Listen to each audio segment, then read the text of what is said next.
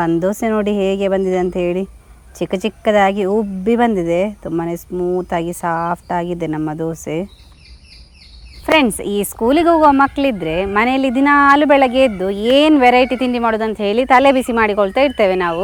ನಾನು ಅದಕ್ಕೆ ಇವತ್ತು ರಪಕ್ಕ ಮಾಡುವಂತಹ ಒಂದು ಬಂದೋಸೆ ಯಾವ ರೀತಿ ಮಾಡೋದಂತ ಹೇಳಿ ತೋರಿಸಿಕೊಡ್ತೇನೆ. ಅದಕ್ಕೆ ಅಕ್ಕಿ ಬೇಡ, ಉದ್ದು ಏನು ಬೇಡ, ಗಂಟೆಗಟ್ಟಲೆ ಉದ್ದು ಅಕ್ಕಿ ನೆನೆಸೋದು ಕೂಡ ಬೇಡ. ಹೇಗೆ ಮಾಡೋದಂತ ಹೇಳಿ ತೋರಿಸಿಕೊಡ್ತೇನೆ, ನೋಡುವ ಅಲ್ಲ. ವಿಡಿಯೋ ಸ್ಟಾರ್ಟ್ ಮಾಡುವ. ನಾನು Asha Udupa Kateel. Welcome back to Karavali Mirror. ಇನ್ಸ್ಟೆಂಟಾಗಿ ಮಾಡುವ ಬಂದೋಸೆಗೆ ಮೊದಲಿಗೆ ನಾವು ಹಿಟ್ಟನ್ನು ರೆಡಿ ಮಾಡಿಕೊಳ್ಬೇಕು. ಹಿಟ್ಟಿಗೆ ಬೇಕಾಗಿ ನಾನಿಲ್ಲಿ 1.5 ಲೋಟದಷ್ಟು ಬಾಂಬೆ ರವನ್ನು ತಗೊಂಡಿದ್ದೇನೆ. ಅದಕ್ಕೆ 1 ಇಡೀ ಕಪ್ಪಲ್ಲಿ ಆಗುವಷ್ಟು ಮೊಸರನ್ನು ಸೇರಿಸ್ತೇನೆ. ಗಟ್ಟಿ ಮೊಸರು. ನಾವು ಇನ್ಸ್ಟೆಂಟಾಗಿ ಮಾಡೋದ್ರಿಂದ ಈ ಮೊಸರು ಹಾಕುವಾಗ ಅದು ಬೇಗ ಉಬ್ಬಿ ಬರ್ತದೆ. ಅದಕ್ಕೆ ಇವಾಗ 1 ಕಪ್ ಆಗುವಷ್ಟು ನೀರನ್ನು ಕೂಡ ಸೇರಿಸಿ ಚೆನ್ನಾಗಿ ನುಣ್ಣಗೆ ರುಬ್ಬಿಕೊಳ್ಬೇಕು. ನೀರನ್ನು ಮತ್ತೆ ನೋಡಿಕೊಂಡು ಸೇರಿಸ್ಬೋದು. ಇಷ್ಟನ್ನೆಲ್ಲ ಒಟ್ಟಿಗೆ ಹಾಕಿ ನುಣ್ಣಗೆ ರುಬ್ಬಿಕೊಳ್ಳುವ.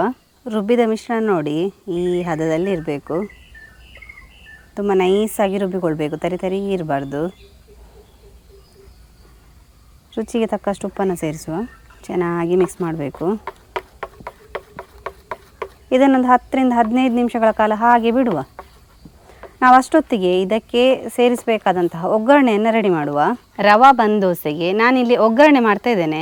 ನಾವು ಬಂದೋಸೆ ಮಾಡುವಾಗ ಹಾಗೆ ಪ್ಲೇನ್ ಆಗಿ ಕೂಡ ಮಾಡ್ಕೋಬೋದು, ಈ ಥರ ಒಗ್ಗರಣೆ ಹಾಕಿ ಕೂಡ ಮಾಡ್ಕೋಬೋದು. ಒಗ್ಗರಣೆ ಹಾಕಿದರೆ ಸ್ವಲ್ಪ ಟೇಸ್ಟ್ ಜಾಸ್ತಿ ಇರ್ತದೆ. ಈಗ ಒಗ್ಗರಣೆ ಯಾವ ರೀತಿ ಮಾಡೋದಂತ ಹೇಳಿ ನೋಡುವಲ್ಲ.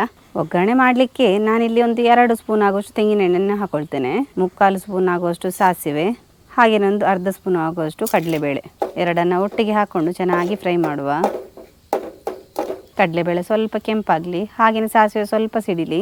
ಸಾಸಿವೆ ಸಿಡಿಸಿದ್ದಾಗೇ ನಾನು ಇದಕ್ಕೆ ಹಸಿಮೆಣಸನ್ನು ಹಾಕೊಳ್ತೇನೆ. ಒಂದು 2 ಹಸಿಮೆಣಸು ಚಿಕ್ಕದಾಗಿ ಕಟ್ ಮಾಡಿ ಇಟ್ಕೊಂಡಿದ್ದೆ, ಅದನ್ನು ಹಾಕ್ಕೊಂಡೆ. ಸ್ವಲ್ಪ ಫ್ರೈ ಮಾಡುವ.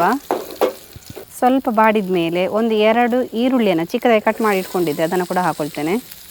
ಈರುಳ್ಳಿ ತುಂಬ ಫ್ರೈ ಆಗೋದು ಬೇಡ, ಬ್ರೌನ್ ಕಲರ್ ಎಲ್ಲ ಬರೋದು ಬೇಡ, ಸ್ವಲ್ಪ ಬಾಡಿದರೆ ಸಾಕು. ಒಗ್ಗರಣೆಗೆ ಕರಿಬೇವನ್ನು ಕೂಡ ಹಾಕೋಬಹುದು. ನಾನಿಲ್ಲಿ ಕರಿಬೇವು ಹಾಕ್ತಾ ಇಲ್ಲ, ಅದರ ಬದಲಿಗೆ ಕೊತ್ತಂಬರಿ ಸೊಪ್ಪನ್ನು ಲಾಸ್ಟಿಗೆ ಹಾಕ್ಕೊಳ್ತೇನೆ. ನೋಡಿ, ಇಷ್ಟಾದರೆ ಸಾಕು, ಇನ್ನು ತುಂಬ ಫ್ರೈ ಆಗೋದು ಬೇಡ. ಇದನ್ನು ಇನ್ನು ನಮ್ಮ ಹಿಟ್ಟಿಗೆ ಹಾಕ್ಕೊಳ್ಳುವ. ನೋಡಿ, ಹಿಟ್ಟು ಚೆನ್ನಾಗಿ ಹುಳಿ ಬಂತು ನೋಡಿ, 10 ನಿಮಿಷ ಬಿಟ್ಟಿದ್ದು. ಇನ್ನು ನಾವು ಇದಕ್ಕೆ ಒಗ್ಗರಣೆ ರೆಡಿ ಮಾಡಿದ್ವಲ್ಲ, ಅದನ್ನು ಹಾಕ್ಕೊಳ್ಳುವ. ಚಿಟಿಕೆ ಇಂಗನ್ನು ನೀರು ಮಾಡಿ ಇಟ್ಕೊಂಡಿದ್ದೆ, ಅದನ್ನು ಇವಾಗ ಸೇರಿಸುವ. ಸ್ವಲ್ಪ ಕೊತ್ತಂಬರಿ ಸೊಪ್ಪನ್ನು ಮಿಕ್ಸ್ ಮಾಡುವ.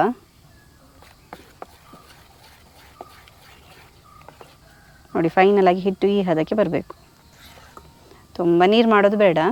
ಬಂದೋಸೆ ಮಾಡಲಿಕ್ಕೆ ಹಿಟ್ಟೆಲ್ಲ ರೆಡಿಯಾಗಿದೆ. ಇನ್ನು ನಾವು ಬಂದೋಸೆ ಮಾಡಲಿಕ್ಕೆ ಸ್ಟಾರ್ಟ್ ಮಾಡುವ.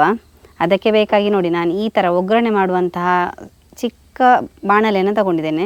ನಿಮ್ಮ ಹತ್ರ ಇದಿಲ್ಲ ಅಂತ ಹೇಳಿ ಆದರೆ ಈ ಬ್ಲ್ಯಾಕ್ ಕಲರಿದ್ದು ಬಾಣಲೆ ಇರ್ತದೆ ನೋಡಿ, ದೋಸೆ ಮಾಡುವ ಬಾಣಲೆ, ಆ ಥರ ಯಾವುದಿದ್ರೂ ಕೂಡ ನಡೀತದೆ. ಇದರಲ್ಲಿ ನೀವು ಮಾಡಿಕೊಂಡ್ರೆ ಬಂದೋಸೆ ಚಿಕ್ಕದಾಗಿ ಚೆನ್ನಾಗಿ ಬರ್ತದೆ.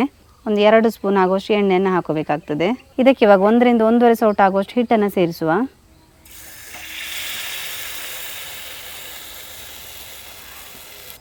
ನೋಡಿ, ಮೇಲುಗಡೆ ನಿಮಗೆ ಹಿಟ್ಟು ಕಾಣ್ತದೆ. ನಮಗೆ 2 ಕಡೆಯಲ್ಲಿ ಚೆನ್ನಾಗಿ ಬೇಯಬೇಕು. ಫಸ್ಟಿಗೆ ನಾವು ತಳವನ್ನು ಬೇಯಿಸಿ ಆದ ನಂತರ ಅದನ್ನು ತಿರುಗಿಸಿ ಮೇಲುಗಡೆ ಕೂಡ ಹಾಗೆ ಬೇಯಿಸಬೇಕು. ನಾರ್ಮಲ್ ಆಗಿ ನೀವು ದೋಸೆ ಇಡ್ಲಿ ಮಾಡೋಕ್ಕಿಂತ ಈ ಬಂದೋಸೆ ಸ್ವಲ್ಪ ಸ್ಪೆಷಲ್ ಆಗಿರ್ತದೆ. ನೀವು ಹಿಂದಿನ ದಿವಸ ನೆನೆಸಿಡಬೇಕು, ಅದನ್ನು 8 ಗಂಟೆಗಳ ಕಾಲ ಬಿಡಬೇಕು, ಆ ಥರ ಏನಿಲ್ಲ. ಇನ್ಸ್ಟೆಂಟಾಗಿ ಬೇಗ ಮಾಡ್ಕೋಬೋದು. ಬೆಳಗ್ಗೆ ಎದ್ದ ಕೂಡಲೇ ಈ ಸಜ್ಜಿಗೆಯನ್ನು ಸ್ವಲ್ಪ ಮಿಕ್ಸಿಗೆ ಹಾಕ್ಕೊಂಡು ಒಂದು 10-15 ನಿಮಿಷ ಬಿಟ್ಟು ಈ ಥರ ದೋಸೆ ರೆಡಿ ಮಾಡ್ಕೋಬೋದು. ತುಂಬಾ ಚೆನ್ನಾಗಿರ್ತದೆ. ಮಕ್ಕಳಿಗಂತೂ ಭಾರಿ ಇಷ್ಟ ಆಗ್ತದೆ. ಅಂದರೆ ಬಂತರ ಸ್ಮೂತಾಗಿ ಚೆನ್ನಾಗಿರ್ತದೆ.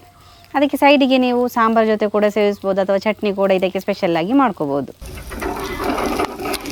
ನೋಡಿ, ಹಿಟ್ಟು ನಿಮಗೆ ಹಾಗೆ ಕಾಣ್ತಾ ಇರ್ಬೋದು, ಆದರೆ ಅದು ಕೆಳಗಡೆ ಚೆನ್ನಾಗಿ ಬೆಂದಿದೆ. ನಾವು ತಿರುಗಿಸಿ ಹಾಕಬೇಕಾದ್ರೆ ಮೇಲುಗಡೆ ಕೂಡ ಬೇಯ್ತದೆ. 2 ಕಡೆಯಲ್ಲಿ ನಮಗೆ ಚೆನ್ನಾಗಿ ಬೇಯಬೇಕು. ಈ ಥರ ಚೆನ್ನಾಗಿ ಬೇಯಬೇಕು. ಗೋಲ್ಡನ್ ಬ್ರೌನ್ ಕಲರ್ ಆಗಬೇಕು 2 ಕಡೆ. ನೋಡಿ, ಇದಾಯ್ತಿದು ಬಂದೋಸೆ. ನೋಡಿ ಹೇಗೆ ಬಂದಿದೆ ಅಂತ ಹೇಳಿ. ಚಿಕ್ಕದಾಗಿ ಉಬ್ಬಿ ಬಂದಿದೆ. ತುಂಬಾ ಸ್ಮೂತಾಗಿ ಸಾಫ್ಟಾಗಿದೆ ನಮ್ಮ ದೋಸೆ. ಒಳಗಡೆ ಒಗ್ಗರಣೆ ಎಲ್ಲ ಕಾಣ್ತಾ ಉಂಟು ನೋಡಿ. ತುಂಬಾ ಚೆನ್ನಾಗಿರ್ತದೆ. ಮಕ್ಕಳಿಗಂತೂ ಭಾರಿ ಇಷ್ಟ ಆಗ್ತದೆ. ನೋಡಿದ್ರಲ್ಲ ಫ್ರೆಂಡ್ಸ್, ರಪ್ಪಕ್ಕ ಮಾಡಿ ಮುಗಿಸುವಂತಹ ಬಂದೋಸೆ ಯಾವ ರೀತಿ ಬಂದಿದೆ ಅಂತ ಹೇಳಿ. ತುಂಬಾ ಚೆನ್ನಾಗಿ ಬಂದಿದೆ, ನಿಮಗೆ ಕೂಡ ಕಾಣ್ತಾ ಇರ್ಬೋದು.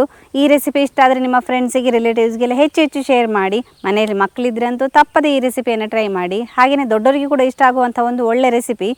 ನಾವು ಇಂಟ್ರೆಸ್ಟಿಂಗ್ ವಿಡಿಯೋದೊಂದಿಗೆ ಮುಂದೆ ಸಿಗ್ತಾ ಇರ್ತೇವೆ. ನಮ್ಮ ಚಾನಲ್ ಯಾರಾದರೂ ಹೊಸಬ್ರು ನೋಡ್ತಾ ಇದ್ದರೆ ಸಬ್ಸ್ಕ್ರೈಬ್ ಮಾಡೋದನ್ನು ಮಾತ್ರ ಮರಿಬೇಡಿ. Thank you.